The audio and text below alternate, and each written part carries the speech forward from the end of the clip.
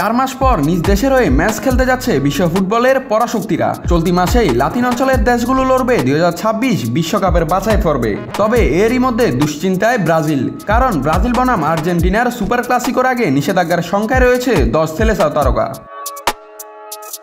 21 March কলম্বিয়ার বিপক্ষে মাঠে নামবে ব্রাজিল। এরপর 26 মার্চ আর্জেন্টিনার মুখোমুখি হবে তারা। তবে কলম্বিয়ার ম্যাচে একটি হলুদ কার্ড দেখলেই আর্জেন্টিনার বিপক্ষে খেলতে পারবেন না নেইমার সহ 10 ব্রাজিলিয়ান তারকা। নিয়মানুযায়ী কোনো ফুটবলার টানা 2টি ম্যাচে হলুদ কার্ড পেলে তিনি পরের ম্যাচে নিষিদ্ধ হন। ফলে 21 মার্চ ব্রাসিলিয়ার গারেনশিয়া স্টেডিয়ামে কলম্বিয়ার বিপক্ষে ম্যাচটি ব্রাজিলের জন্য হতে চলেছে কঠিন পরীক্ষা। দক্ষিণ আমেরিকান ফুটবলে শারীরিক সংঘর্ষ সাধারণ বিষয়, তাই হলুদ কার্ড এড়িয়ে খেলাটা ব্রাজিলিয়ানদের জন্য কঠিন চ্যালেঞ্জ। বিশেষ করে সংখ্যায় থাকা ফুটবলারদের বেশিরভাগই দলের গুরুত্বপূর্ণ সদস্য। তারা হলেন Neymar Junior, Vinicius Junior, Raphinha, Rodrygo, Ederson, Gabriel Magalhaes, Bruno Guimaraes, Andre, Danilo, Matheus, Cunha.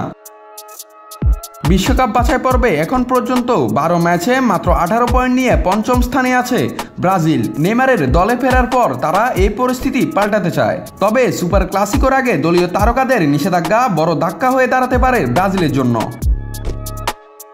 নাত রাহুল, নিউজ না স্পোর্টস।